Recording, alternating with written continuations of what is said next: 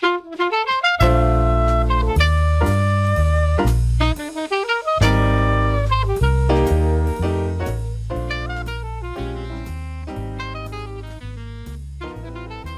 what's good, Jazz fans? Welcome to Jabber Jazz, your home for Utah Jazz basketball content, always from a fan's perspective and with an analytical emphasis, and always ad-free.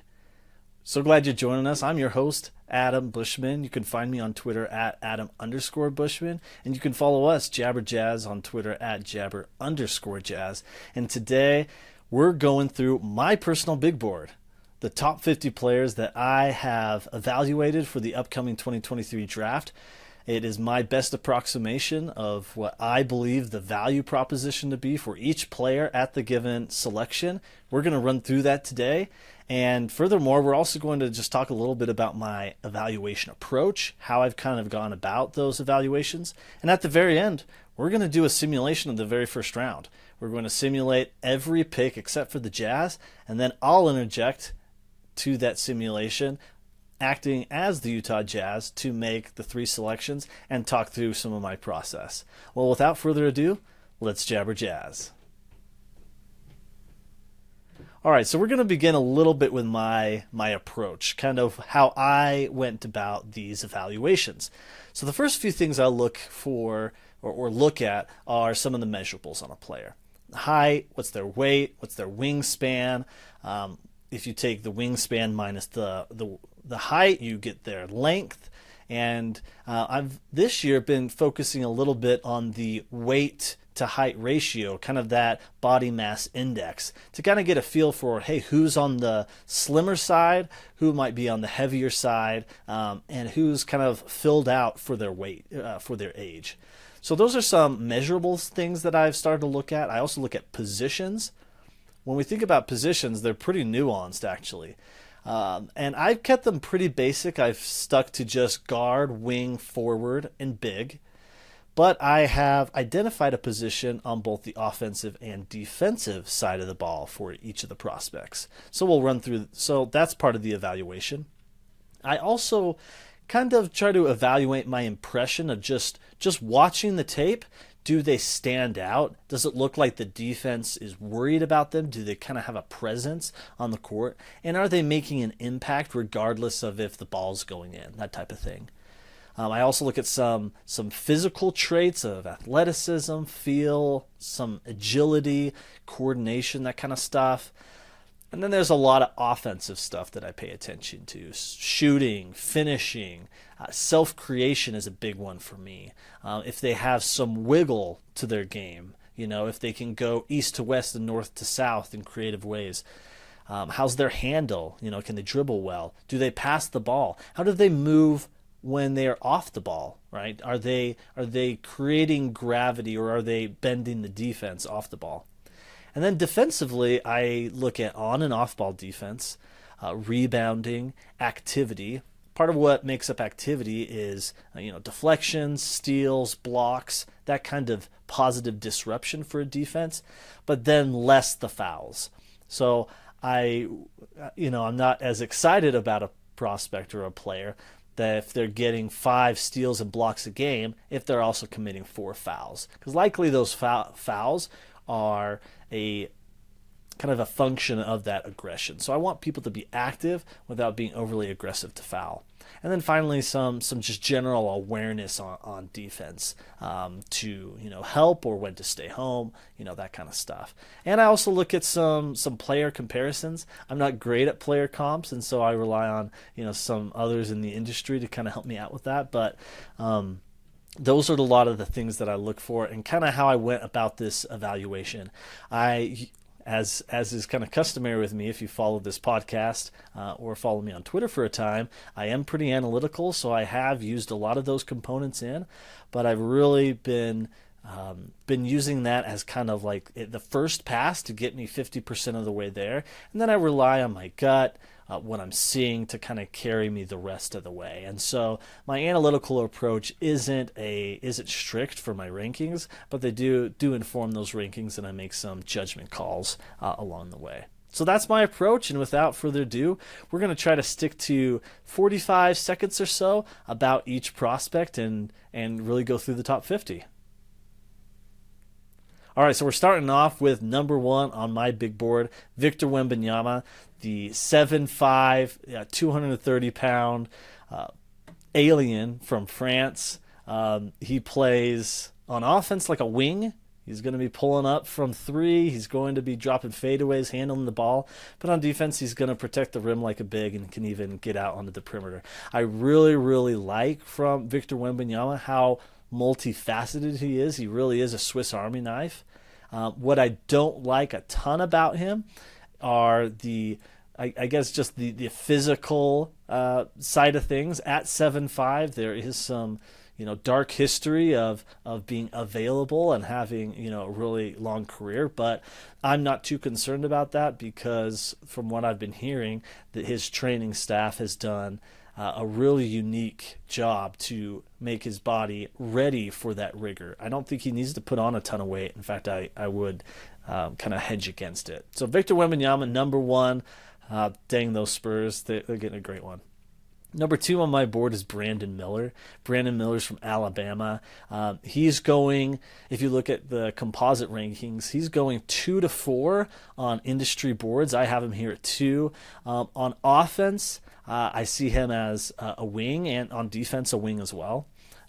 What's interesting about him at 6'9", 6'11" wingspan, he is a little slender, so he is under average on BMI, but what I really like about Brandon is just his consistency with the shot. He was just shooting lights out, and got better at going to the rim as well. Really, the only thing I don't love about him is the on-ball defense. I think he's pretty good off-ball, but the on-ball defense leads me to wanting a little more, but he's got the potential to. Really, really nice frame.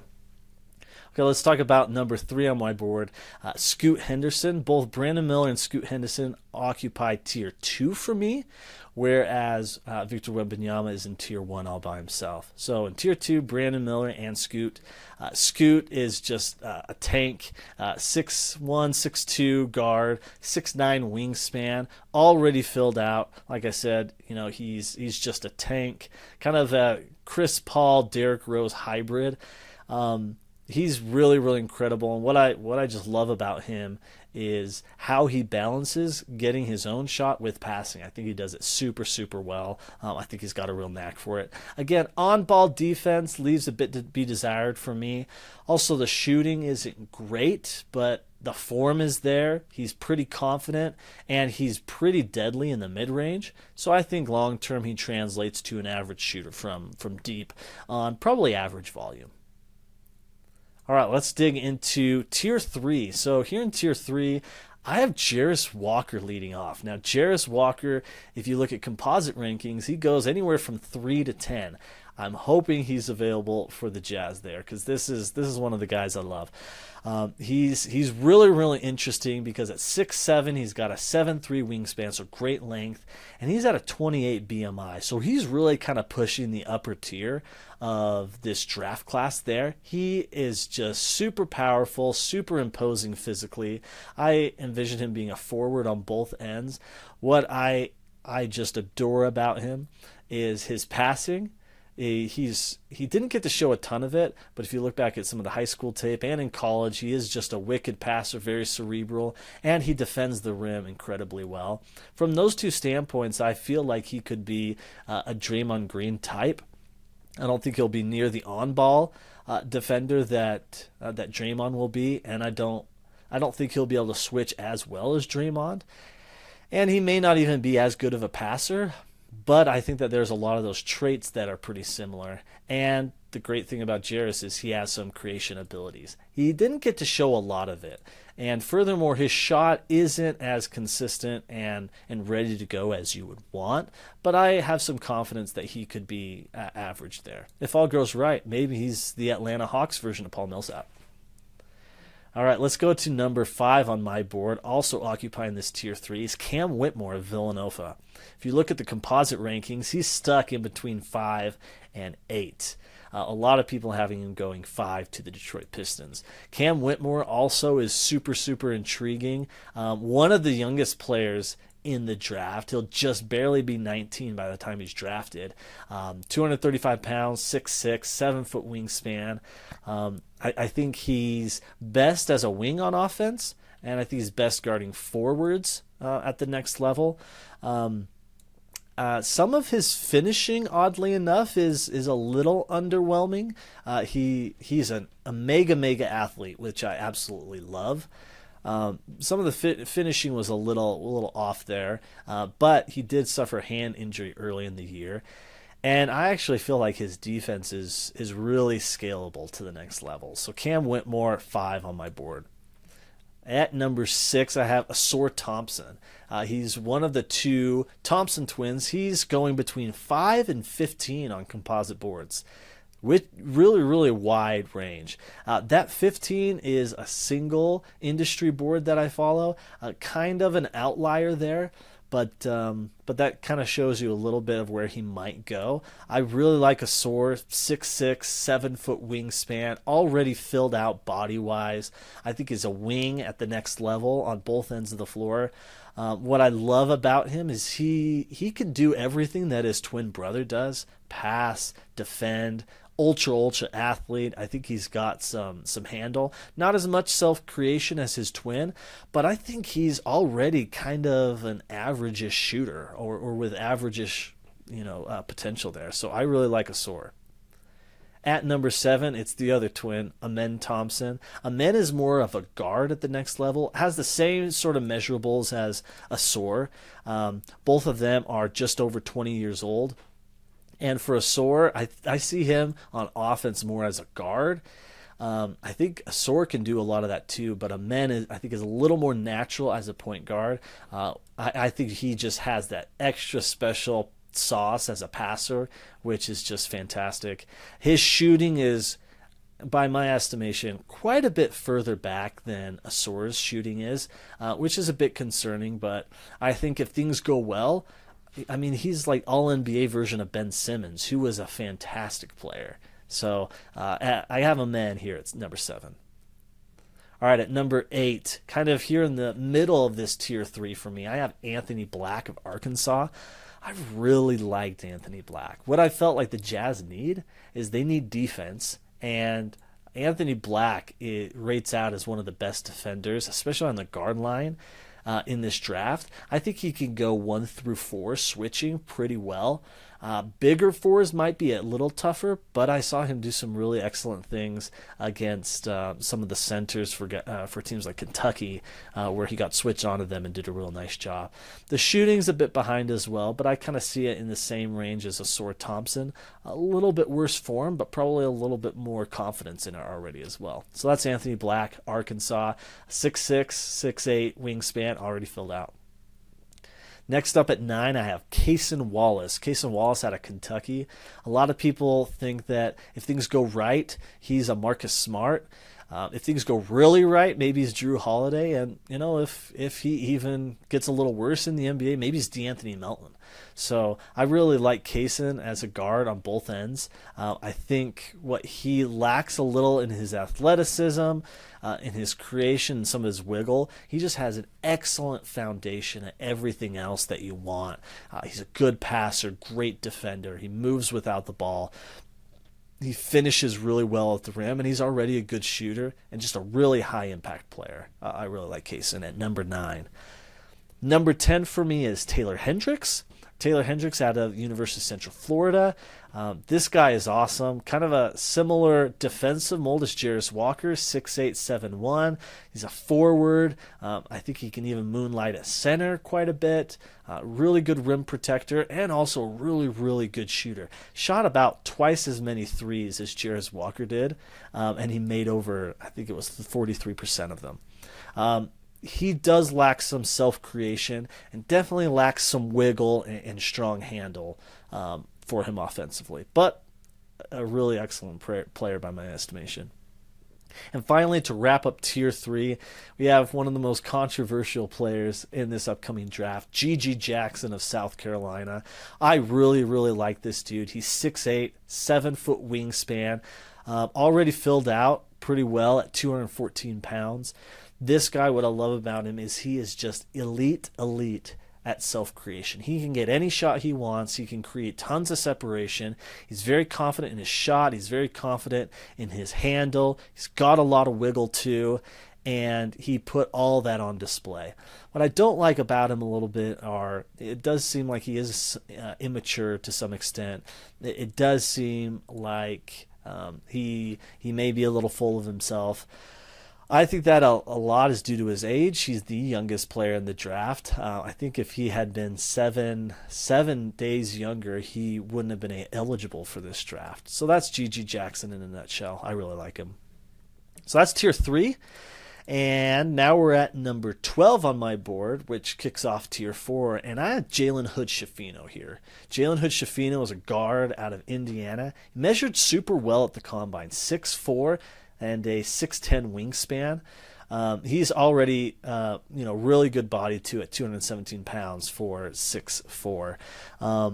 He doesn't have a ton of athleticism, but he's got a really strong handle. He's got some wiggle. He uses his body really, really well, and a really good shooter. I also like him quite a bit on defense. Like I said, the only thing that kind of leaves me a bit to be desired there is some athleticism and some efficiency stuff for Jalen Hood-Schifino. Next up at 13, I have Kobe Buffkin of Michigan. This is another guard, quite a bit lighter in weight than Jalen Hood-Schifino, but measures similarly at 6'4" and 6'8" wingspan. I mean, Kobe Buffkin is just solid all the way around. Because of his role, I didn't quite get the impact feel of him all the time.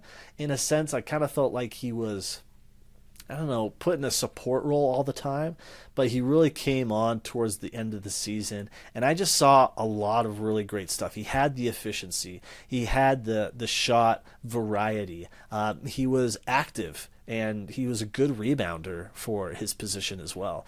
So I really like Kobe Buffkin. I don't know if he's as naturally a point guard, more of a combo, but I think that he could be really, really awesome. We'll turn 20 just a couple months after the draft.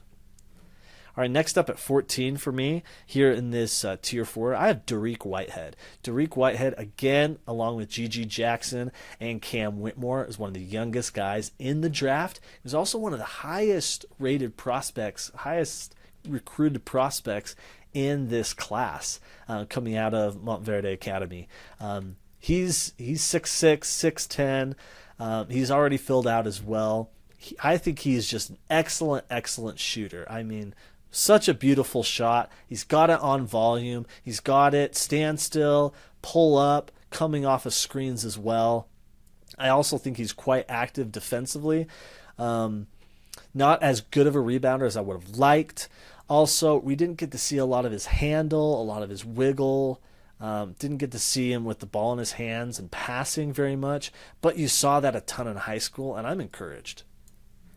Next up at 15, I have Maxwell Lewis, honestly. Maxwell Lewis is a guy I actually really like. The big knock on him is that he's a bit older and that he's coming out of Pepperdine. And Pepperdine saw, some weak competition and ultimately was a pretty bad team. But what I like about Maxwell Lewis is he's a 6'6", 7-foot wingspan. He's a wing. He's pretty well filled out. And I just thought you saw a ton from him. I thought he was fairly athletic, was really agile, really fluid in his motions. I thought he was a good shooter as well, really good self-creating his own shots and moving without the basketball, and showed some defensive flashes. So I'm pretty excited about Maxwell Lewis here at 15. Next up at 16, I have Keontae George. Keontae George out of Baylor, 6'4". He did not measure at the combine, so some of the stuff, 185 pounds, is a little questionable still. But he's a guard. He is an elite shot taker. He self-creates very well. Great wiggle, great handle, and is a really, really prolific shooter as well. I didn't see a lot of on-ball, good, solid defensive habits from him. Navigating screens, staying in the right position, hands up. He is pretty active on that end, though. He is a good rebounder. He does generate a lot of steals, blocks without fouling too much. Next up, Jordan Hawkins at 17. This guy really showed out in the NCAA tournament for UConn. He's 21. He is a little slight, 6'4", 6'7" wingspan, 186 pounds. He's a combo guard for me. I just think he's a winner. I think he's high impact. I think defenses were crazy scared of him in the tournament. And what I liked is that he's actually got some decent athleticism, and he can get to the rim and really pack it on people. And he was very, very active defensively. And what I loved about him was his on-ball defense specifically. He kept his hands up a lot, didn't foul, and was able to still pick up some blocks and steals. So I think Jordan Hawkins is really, really solid. Got him at 17 on my board here. Next up, I have Jet Howard out of Michigan. This is Juwan Howard's son. He will be 20 just after the draft. 6'8", 215. Actually, that 6'8" is an unofficial measurement. It actually looks like he's close to 6'6" after an unofficial pro day measurement. But I think he's a guard on offense. I think he's best guarding wings on defense at the next level. I didn't see a ton of impact when the ball wasn't falling for him, but he is a really, really prolific shooter, and probably just as good as Keontae George at wiggle, handle, self-creation, that kind of stuff. But I didn't see as good a defense, especially off ball, and he is a far worse physical athlete with his athleticism than Keontae George or Jordan Hendricks. At 19 here in the middle of my fourth. In my fourth tier, I have Derek Lively, 19, I have Grady Dick out of Kansas, Grady Dick out of Kansas, 19 and a half, 200 pounds, 6'6", 6'9" wingspan. His athleticism was pretty overstated, and were some of his measurements when he went to the combine. His athleticism for the three-quarter court sprint, the lane agility, and the vertical leaping was all pretty underwhelming, kind of in the bottom quartile of the combine participants. But he is a fantastic, fantastic shooter, and I actually think some of the defense, you have some nice habits there on the defensive end. And he's just an elite mover without the basketball too. I do want my shooting specialists to be able to pump fake, drive, and make the right play, whether it's keeping the ball moving on the pass or getting to the cup. He did some of that, but not at the rate or success that I would have liked to see. So there is a little bit of concern there, but he's a good prospect. At 20, I have Derek Lively II out of Duke. This guy, 7'1", 7'7" wingspan. He's a little slight, but he'll be a big on both ends. He's a high presence, high impact guy, especially if you look back at his high school tape. At Duke, he was a little pigeonholed with a lot of other bigs into more of a support role, but he really showed some shooting flashes in high school and then again at the combine that make you pretty excited about him. And he's an elite finisher, has some self-creation. I don't know anything much about his pat handle or his wiggle, but he's an excellent rebounder, very active, very aware on the defensive end. So that's Derek Lively second at 20 on my board. Next up is Sidi Sissoko out of France, but who played for the G League Ignite this last season. 6'6", 6'10" wingspan, 224 pounds. I think he's a forward on both ends of the court. What I really liked about City was he's just got a great foundation, and especially his handle is really good for his size and kind of his role. Moves well without the ball, and I really like him on the defensive end. I think he could be a really translatable type there. I mean, he's got good shooting, he's got good finishing. They're all really scalable traits for him, but those were the things specifically I'd like. The only thing that wasn't super impressive to me is I didn't see a lot of passing skill that was kind of innate or anything beyond what you would just expect, an average player to make the right pass. Next up at 22, I have Bilal Koulibaly. He is from France, playing on the same team, the Metropolitans 92, as fellow Frenchman Victor Wembanyama. He's 230 pounds, 6'8", 7'2" wingspan. I think he's a wing on both ends of the floor. I'm just so impressed with how well and fluid he moves. He's got really great change of speed for his size. He's got a good handle. The shooting is kind of in that Asor Thompson, Anthony Black range, but it looks really good. So I think that you have some real potential to plumb there from Bilal. Next up at 23, I have Bryce Sensabaugh. Bryce Sensabaugh out of Ohio State. This guy is kind of in a DeMar DeRozan type mold, or perhaps if things don't go right, maybe he's a Jay Crowder type. He was one of the best shooters in college. It wasn't exactly how you might think of a shooter. He did a lot from the mid-range, but he could do some from three. A lot of tough shots, but he made them. And so that's what's so interesting about him. What I don't like is that he's pretty lackluster on athleticism, didn't finish super well. I also think his handle is a little suspect, but he's a great rebounder. He moves really well without the basketball, so there's a lot to like about Bryce. And finally, finishing up my fourth tier is Nick Smith Jr. I'm personally not a Nick Smith guy, but he is 6'5", 6'8" wingspan. I think he's a guard on both ends. I do think he's very coordinated. He's very fast. I don't think he's really athletic or has a great feel, but he's got good shooting, good finishing. He can self-create. I just think the biggest issues are there on the defensive end. All right, to begin my Tier 5, at the 25th spot in my big board, I have Leonard Miller. Leonard Miller is Canadian. He is out of the G League Ignite, similar to Sissoko and Scoot Henderson. He's only 19 and a half, 6'9", 7'2" wingspan. I think he's a forward, but could potentially moonlight a bit at the 5.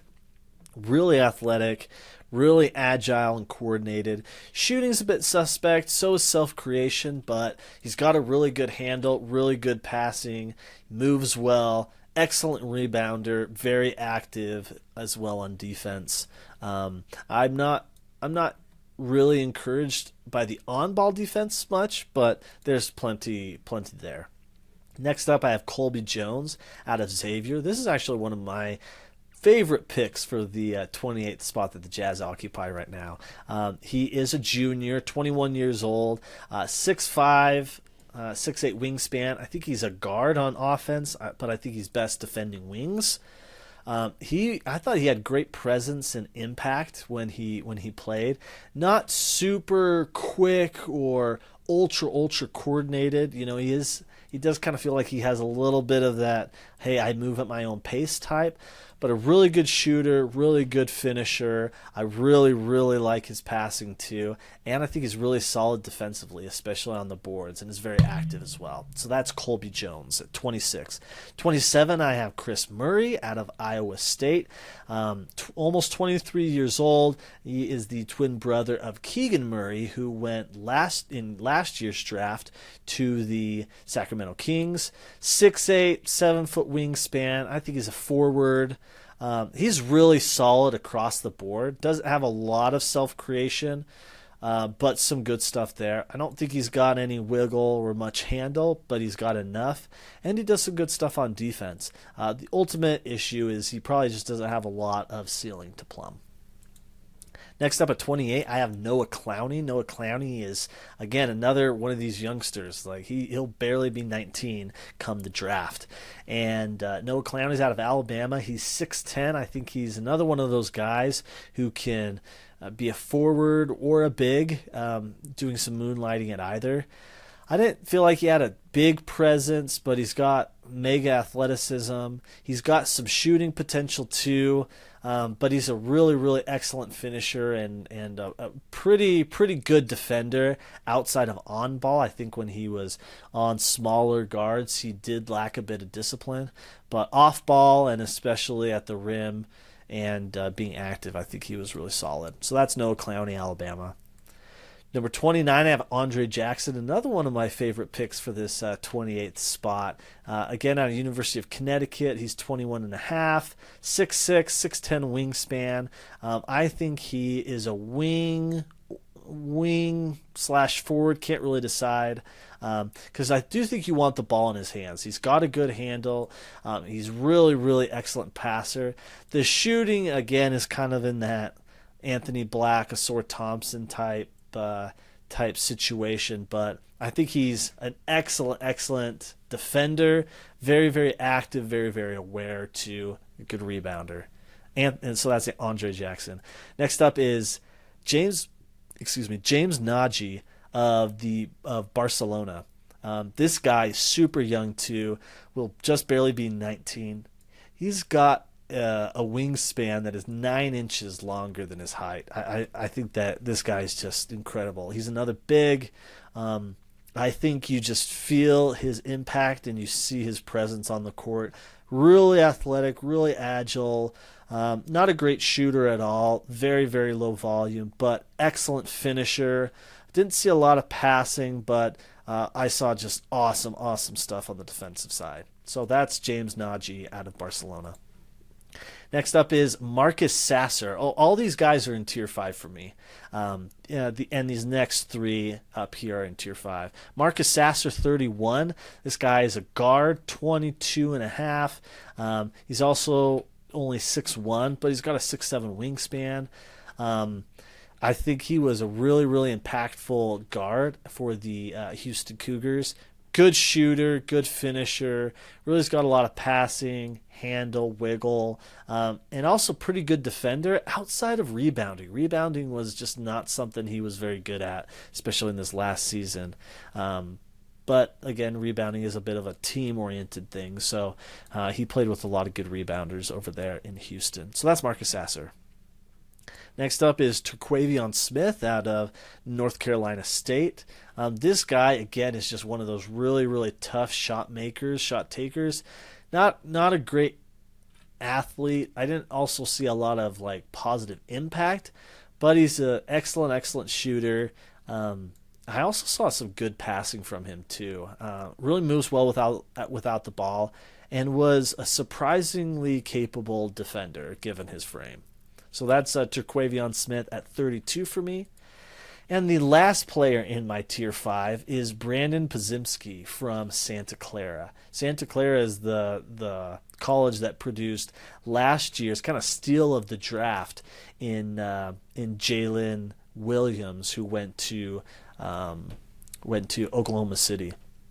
So Brandon Podziemski is 6'4", 6'6" wingspan, shot the lights out at the combine. I think he's a wing, perhaps a guard if you believe in the handle. I only saw, average wiggle handle, but I think he's a good passer. Again, a really good shooter, and he was pretty active. He's a really active defender, but I didn't see the disciplined,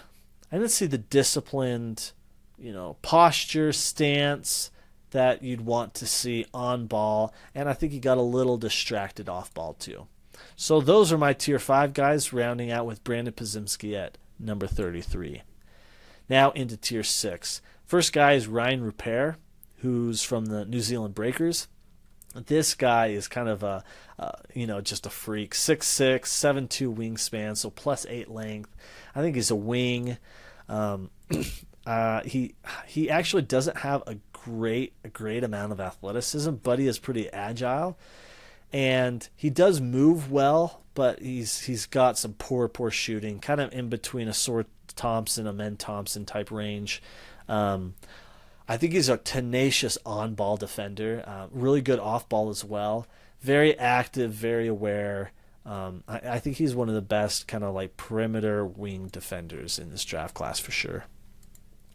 Also in tier 6 at 35, I have Nikola Jurisic, who's from Mega Basket. He's in the European League. 6'7" wing. I think he's got some good shooting and finishing. Got a lot of offensive tools. He was a bit inconsistent, but I think there's a lot to plumb there. Defensively on ball, I was left wanting a lot more, but off ball, he's quite a bit better. Okay, at 36, we've got Ricky Council IV out of Arkansas. This guy's a little bit older too. Will be 22 just after the draft, but 6'5", 6'9" wingspan wing. He had a big impact for Arkansas. One of the few outside shooters who could also create their own shot. He's got some good athleticism too. Really good finisher, can self-create. What I didn't see a ton was some of the passing, and while he was an outside shooter, he would take them. He wasn't super efficient. That's Ricky Council IV at 36 on my board.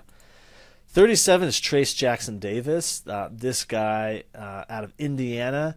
He'll be 23 and a half by the time we're doing the draft, but he's 6'8", 7'1".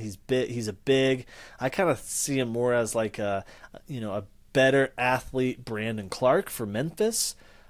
Super mega athlete. You could totally feel him every time he stepped on the court.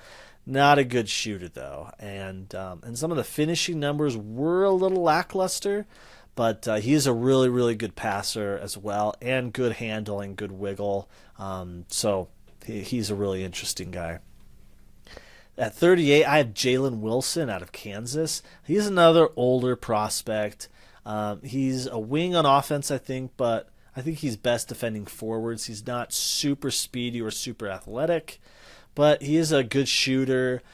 He did create a lot at Kansas. He's got a good handle. He's got some wiggle. Also passed pretty well. He had some really good, assist volume and efficiency numbers.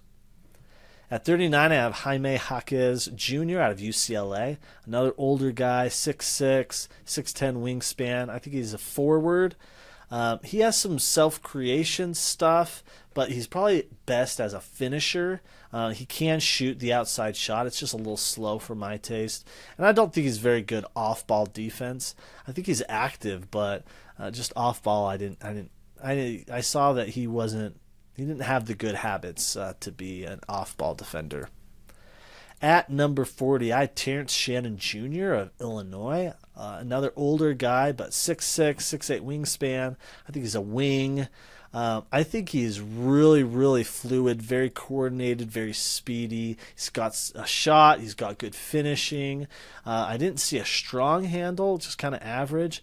And on-ball defense was a little lackluster, but very active and a good rebounder too.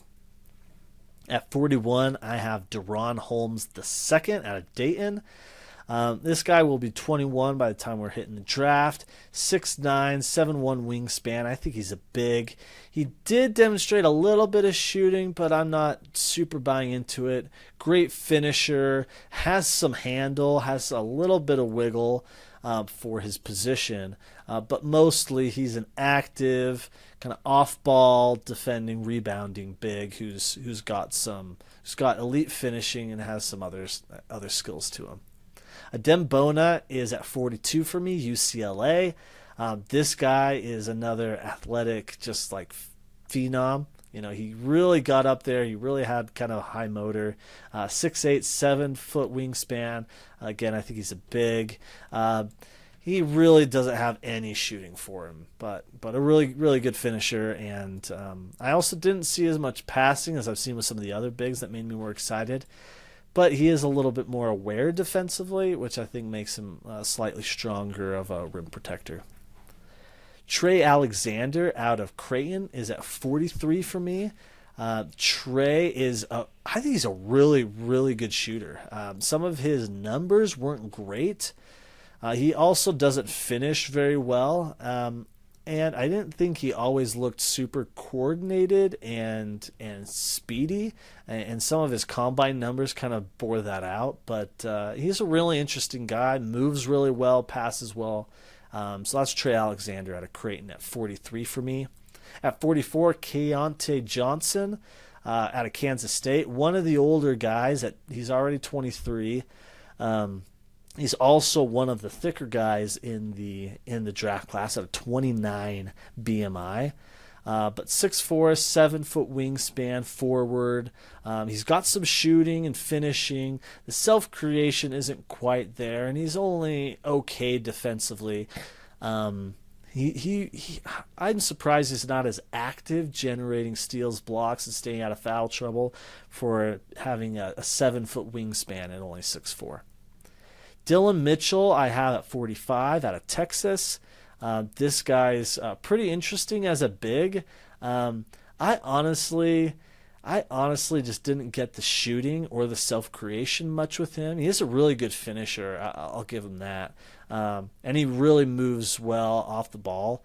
He's a good rebounder, very active, but I didn't quite get the shooting or self-creation much from him.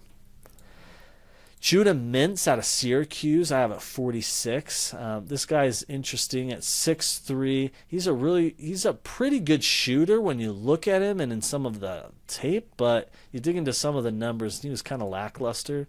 But a pretty good finisher, does some self-creation, good passer. I just think the defense, outside of generating steals and blocks, I just don't think he does like anything defensively. But on the other hand, at 47, Jordan Walsh out of Arkansas is a tenacious defender. I think he was really good actively. I think he was really good off and on ball. Pretty good rebounder.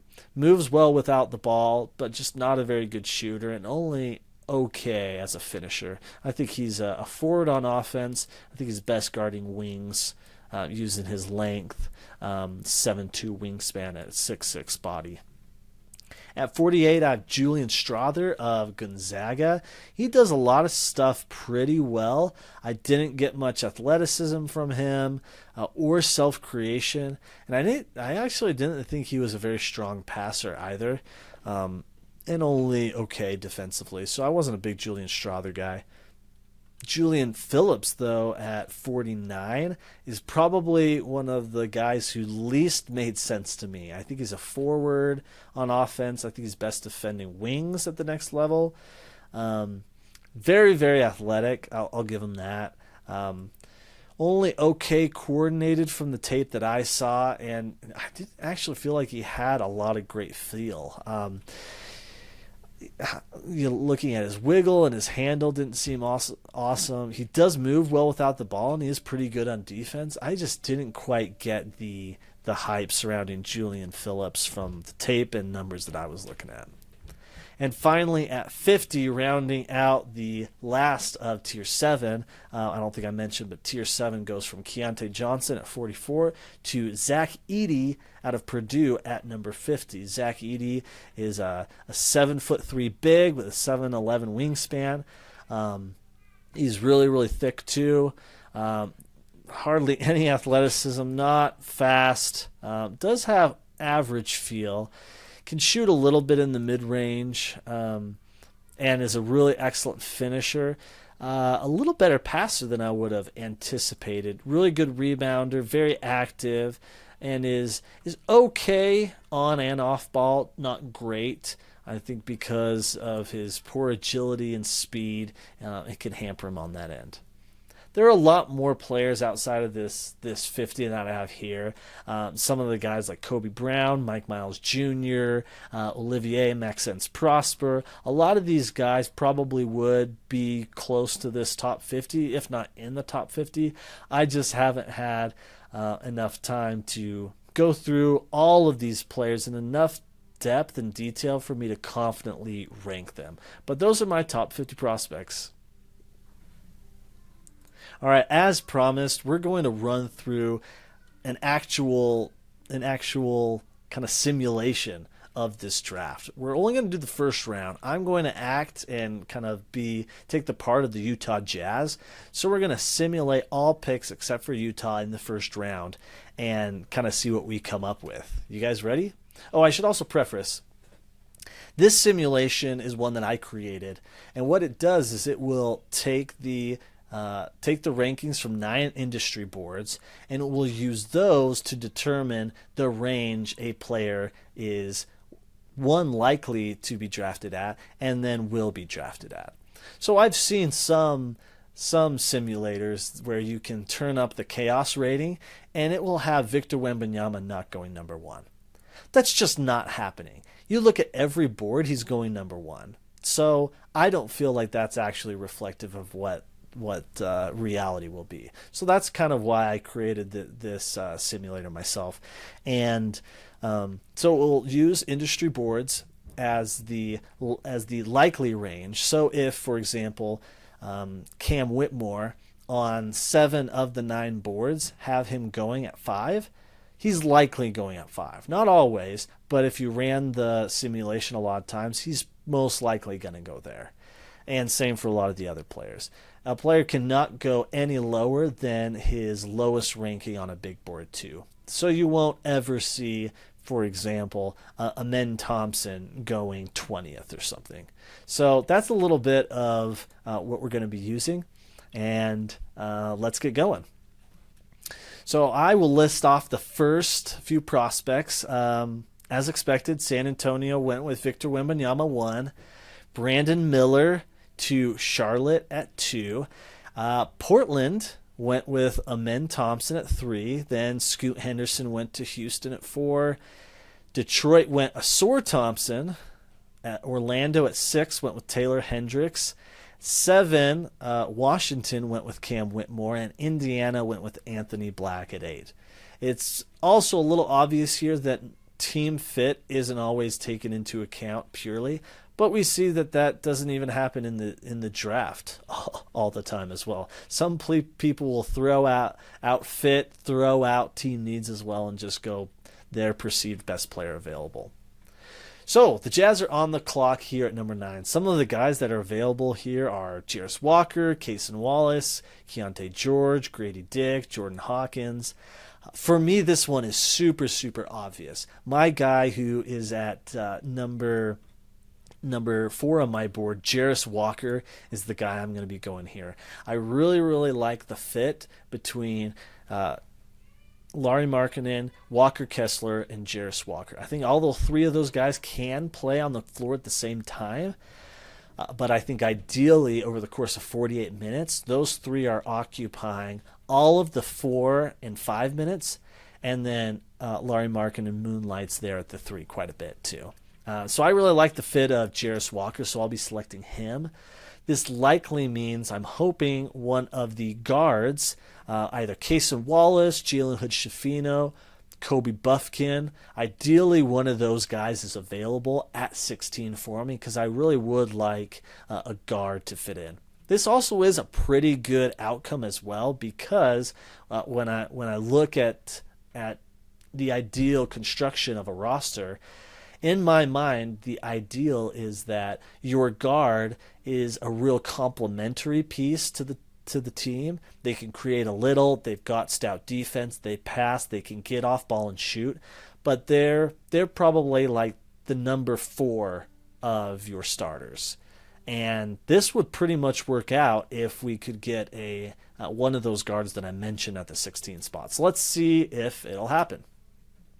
All right, so after I went with Jarris Walker at 9, Derek Lively went to Dallas, Nick Smith Jr. went to Oklahoma City, then Jordan Hawkins at 12, then Keontae George at 13 to Toronto, Grady Dick to the Pelicans at 14, and Cason Wallace went 15 to Atlanta.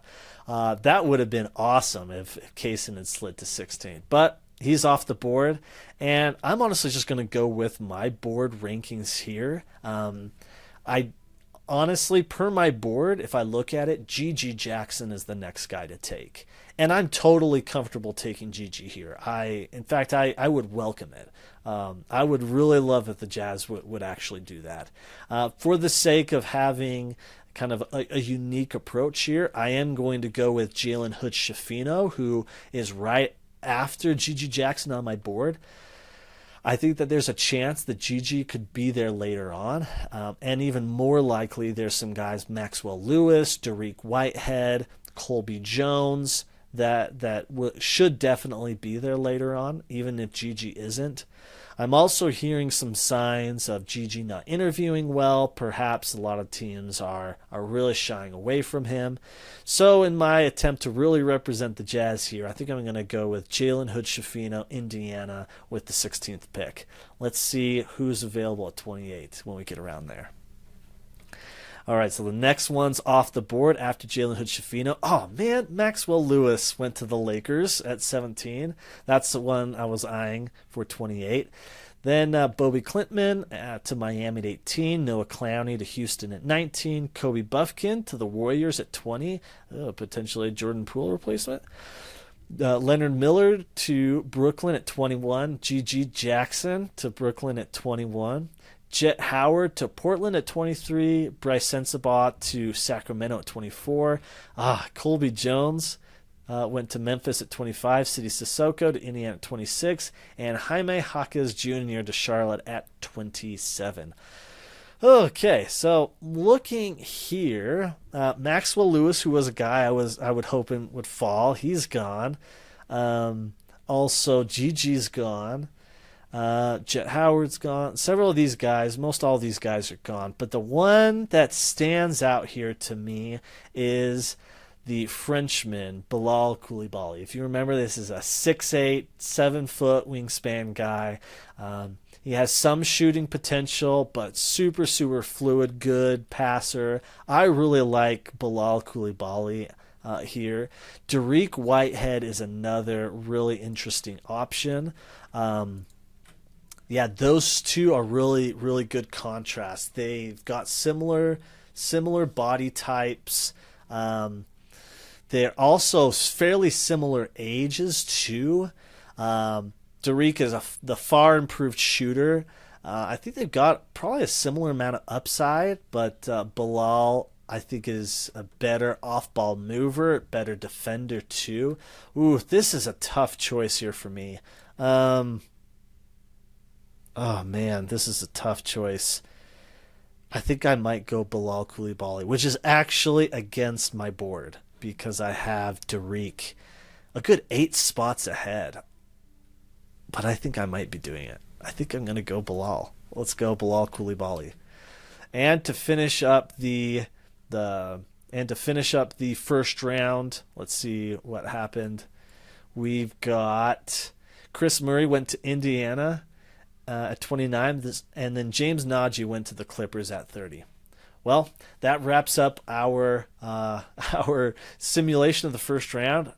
We got Jarace Walker at 9. We've got Jalen Hood-Schifino at 16 and Bilal Coulibaly at 28. Feeling pretty darn good about that draft. Hopefully all this was very helpful to you as you try to digest what this draft is about. Hopefully you got a sense of all the players, where I kind of like them, and hopefully that informs you and gives you a sense of where you might like these players. And let me know what you think about the results of this mock simulation, getting Jarace Walker, Jalen Hood-Schifino, and Bilal Coulibaly. Well, that's it. If you like what we're doing here at the Jabber Jazz Podcast, please, we'd appreciate you subscribing to the podcast and the YouTube channel, giving us a shout out on Twitter at @Jabber_Jazz, or perhaps leaving a comment or review either on YouTube or in the podcatcher of your choice. Well, as is customary here, we're going to leave you with some sounds of jazz.